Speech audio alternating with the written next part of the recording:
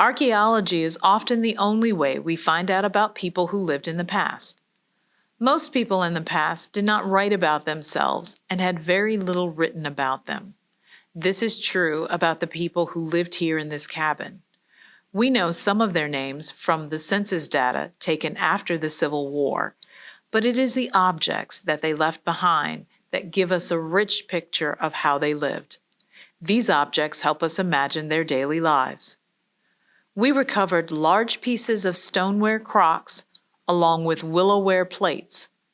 Mothers and daughters fed their families using these. We found clay marbles and slate pencils outside where the front door used to be. You can imagine the children who would have been running around, practicing their lessons, then finding a time to play. We found so many buttons, underwear buttons, fancy buttons. This was a time before zippers. And we found jewelry as well. It makes it easier to imagine the men, women, and children dressing for work on the farm or dressing for church on Sunday. We also found a Union military button here.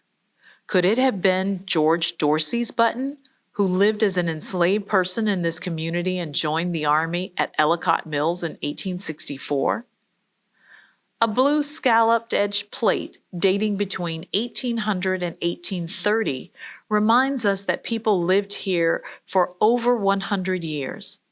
On the other end of the timeline, an aluminum hair roller, popular in the 1940s, brings us close to the time when the people left to rent somewhere else or to buy their own homes. Looking at these objects and historical records, we imagine large families with 10 or more people lived here and gathered for meals, work, and play.